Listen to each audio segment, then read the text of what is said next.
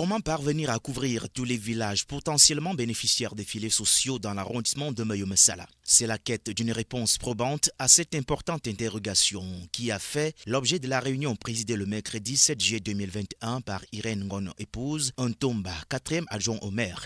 Elle était aux côtés du modérateur de circonstances Jean-Claude Lundu, sous-préfet du dit arrondissement. Une rencontre qui marque en effet le lancement officiel des activités de la deuxième vague du projet filets sociaux au compte des 1000 ménages bénéficiaires accordés par Alamine Ousmane Mey, ministre de l'économie, de la planification et de l'aménagement du territoire, dans le cadre de la poursuite de la mise en œuvre des activités du dit projet, qui s'articule autour du programme des transferts monétaires ordinaires et celui des travaux publics à haute intensité de main-d'œuvre. Pour le groupe de travail communal et la coordination nationale, le défi à relever ici reste la priorité sur la vingtaine des villages non servis durant la première phase.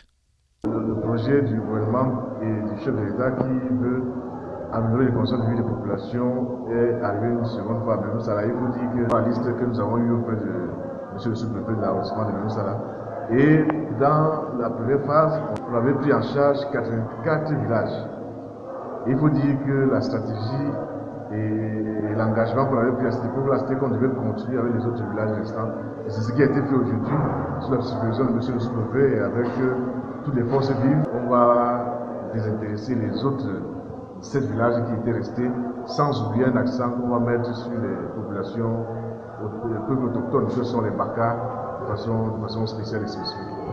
Les populations Baka, déjà en très grand nombre dans cet arrondissement, tout comme le pourcentage de la population communale relativement élevé pour le seul canton Messok, alors écarté lors de la première phase. Poussant à croire, selon le GTC, à une certaine insuffisance pour le comble intégral de cette forte demande au vu du degré de pauvreté des ménages des lieux. Ce qui rassurément appellera les décideurs du projet à accorder, dans la mesure du possible, un petit ajout du nombre des ménages afin de pallier à cette situation pour un vœu bien nourri par l'autorité communale.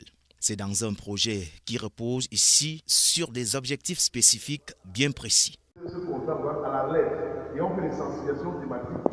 Chaque mois, dès que le paiement commence, chaque mois, il y a une thématique qui est développée. Vous devez avoir les enfants à l'école parce que pour la petite histoire, le Sud est la région la plus sous-scolarisée aujourd'hui d'après les régions. Donc on insistait beaucoup sur les thématiques de l'éducation, sur les thématiques de la santé, amener les membres de la famille dans les centres de santé quand ils sont malades.